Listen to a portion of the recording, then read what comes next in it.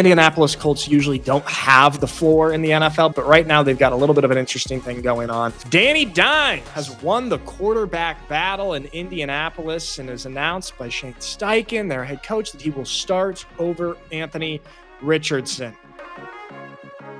Daniel Jones has been named the starter in Indianapolis over young gun Anthony Richardson. A lot of people are up in arms about this, a lot of controversy surrounding it because, just let me try and lay it out for you. We know what Daniel Jones is. He started for multiple seasons in New York, and last year ended up pretty brutal, him leaving the franchise in the middle of the season, going to Minnesota, being a backup there, and then coming here to Indianapolis in this quarterback battle with Anthony Richardson, and he ends up winning the job in camp.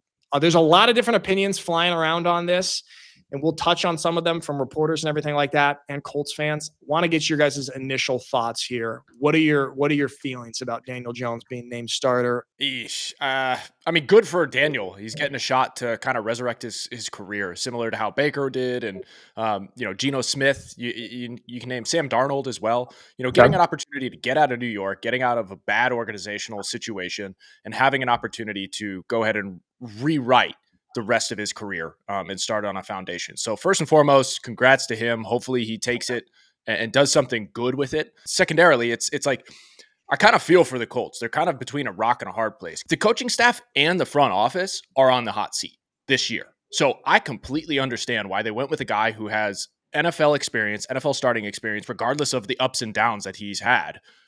He knows how to at least approach the game from a professional standpoint. There are still question marks with AR in that regard. So, yeah. But how do you go about developing a guy if you don't get him reps? You can rely on the quarterback room, the classroom type learning, but really the only way that you can truly grow is to get that burn and get that experience in real time. So it's such a between a rock and a hard place situation here for the Colts front office. I think they just saw Dan Jones as the one guy who the wheels won't fall off right at the beginning of the season if they plugged him in. Yeah. This is kind of how I look at it. It's interesting because you're right. The front, like Chris Ballard, GM, Shane Steichen, the head coach, probably on the hot seat in some form right now. And I feel like it is a battle between short-term mediocrity and staying afloat or potential long-term success here. And it's like, Are you willing to maybe have they were 9-8 and then 8-9 the last couple of years? That's Shane Steichen. So like completely mediocre. Are you willing to have a season where you start this young quarterback who has a lot of really good physical tools and then maybe only win 4 or 5 games? Seems like they're not, because they know that their personal jobs are on the hot seat. But if you're a Colts fan, I think you're willing to have a season like that to let this guy possibly develop. So it's almost like the front office and the head coach have a different incentive than the organization and the team as a whole in the long run and the fans in the long run. It's almost like when you look at like a company where they're trying to optimize for quarterly earnings to just like try and keep the shareholder happy, but in the long run, they're not doing what's best for the company. That's kind of how I look at it right now. What do you make when you have a guy like Anthony Richardson who has a huge ceiling, who has like all these physical tools, and again, he only had 13 starts in college. So when you draft him and you draft him that high, he's a project who needs reps to fully develop, and then to not fully invest and give him all that time to develop and expect him to be, performing immediately. You have to understand 13 starts in college is not a lot. That's one real season. And you have to give him an opportunity to develop because, yes, he has a huge ceiling, but it's going to take some time for him to actually tap into all that. Right. Yeah. But then, okay. Then you get into the what argument. Did you expect drafting a guy like that? Fair. What did you expect? Yeah, that's the way I think you can attack that. It's like, why draft him if you knew that he was going to be such a developmental project, and if you were the water was starting to boil on you, like why would you go ahead and pull that trigger? I understand his athletic capabilities are insane and his ceiling is super high, but like if you're in a win now situation, like you can't necessarily go with the passion project that it's going to take 5-6 years to develop, especially when you have such a roller coaster or a revolving door of quarterbacks. Like you don't have a stalwart vet in the in the QB room to help him develop, at least cognitively, and approach from a professional standpoint and all that kind of stuff. It seems like you put him in the worst possible position in this. Oh yeah, exactly. It's like, Look at dude, this. you guys, welcome to the party. I was saying, Scott, this is eerily similar to the Cleveland Browns quarterback carousel here. Damn, they had all these guys. I had no recollection of that. Phillip Rivers with Matt Ryan.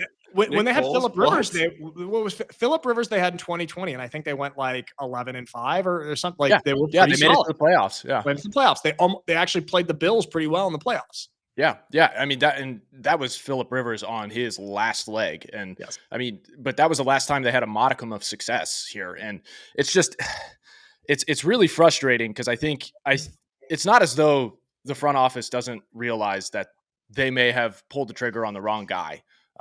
But yeah, they're just, this is a decision of desperation, I think, in their approach. And yeah, the Colts fans are furious because ultimately what this screams is we're admitting we just wasted a 5th round pick, or excuse me, a 1st round pick, a 5th overall pick. Yeah. And it's like, it's something that that's hard to want to continue to invest in a guy like this is the fact that he took himself out of a game. That's wild. That's so wild. Because you're getting a guy with, he's got a lot of athletic ceiling, but quarterback is such a mental position. You have to be such a leader that to take yourself out of a game like that, you really lose a lot of respect for the team. And so you're like, well, we can't keep giving a guy like this because he just showed his character. Yeah, you have athletic ability, but you just displayed your character. Yeah. You can't keep investing if that's what's underneath the hood.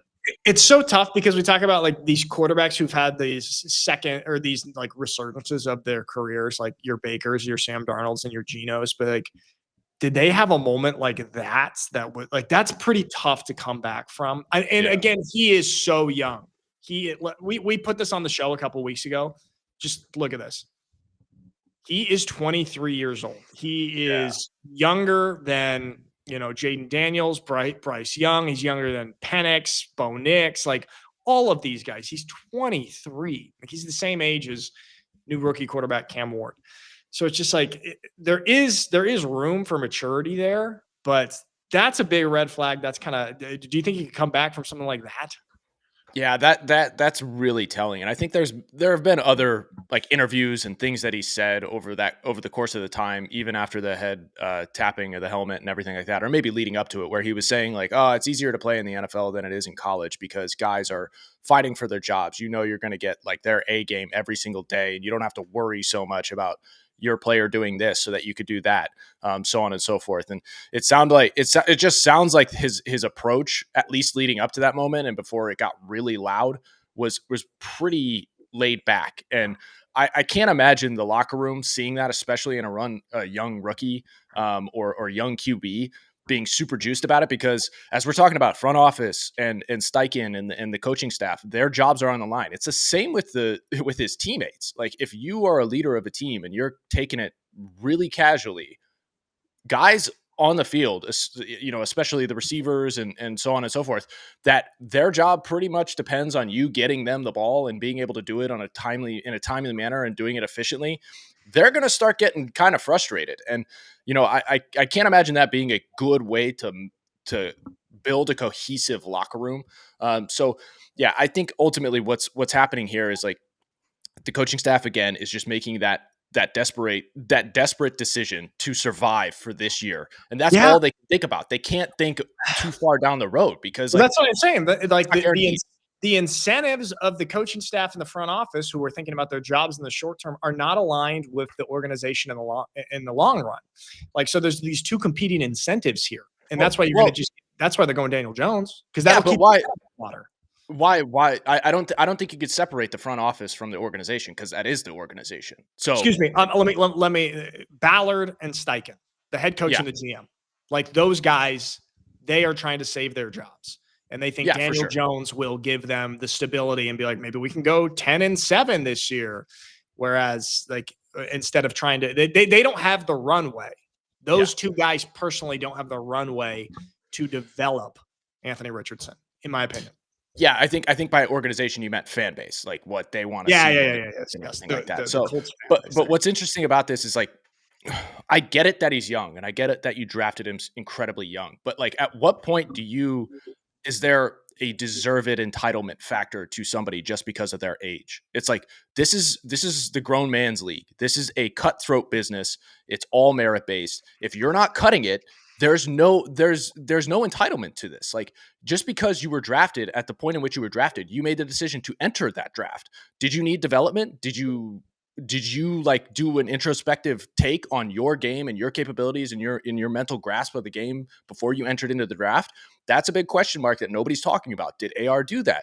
And then on top of that, it's just like, Mikey, I know you talk about a lot about many coaches, especially like scouts, they seem to go with like the shiniest thing, grab the shiniest thing, and like the most athletic person and all that kind of stuff. It just seems like there was a lack of due diligence on both sides here. And I think it's just come to a head at this point in time. Yeah, you obviously wish for the best and hope that people develop and take on the responsibility of developing within the game once they are drafted. But sometimes that doesn't work out. And this is the case in which it's seemingly not working out. So they have to deviate from it, regardless of the fan base being annoyed that they wasted a fifth overall pick. And I think Anthony Richardson's a good kid, and I think like when we're talking about like character stuff, I mean like this, we're referring a lot to that helmet tap out thing.